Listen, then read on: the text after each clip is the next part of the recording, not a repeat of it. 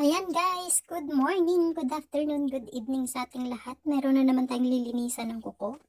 Tingnan nyo naman po ang kuko ni Ateng. Kawawang kawawa naman ang kanyang kuko. Mukhang napabayaan nito guys. Ayan, nasa hinlalaki na tayo kaagad. Sa sidings natin yan.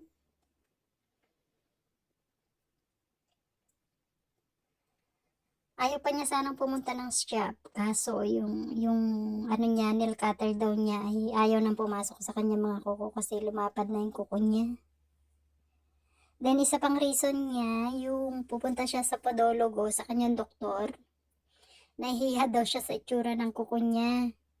Yung naka, ano na yon, yung naka cover. Meron siyang ano doon, parang na-infect na kalyo. Kaya kailangan niyang pumunta ng podologo. Ayan, nasasaktan si Ateng. Ang pinakamainam sa kanya guys, yung kanyang ingrown, hindi siya ganong malalim. Kaya ano, madali lang siyang linisan. Ayan, di na mahihiya si Ating na pumunta ng podologo.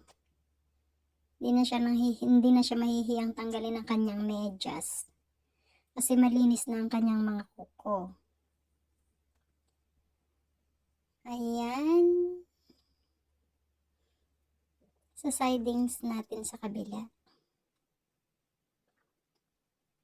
Ayan, madali lang siyang linisin. Kaso, nahihirapan daw siyang yumuko. Tsaka yung nail cutter na gamit niya. Ayun nga. Maliit daw. Kaya takbo siya sa salon para magpa-pedicure. Then, abot ang pasasalamat niya pagkatapos ng malinis yung paa niya dahil nakita niya, maganda pala yung kuko ko.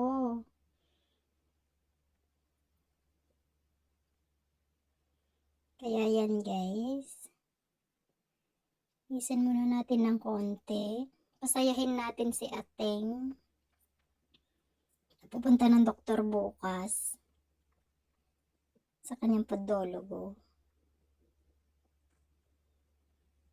Ayan guys, ang ganda na ng kuko niya.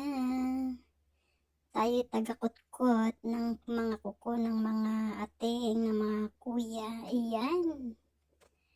Thank you so much guys for watching. Till next. Bye-bye.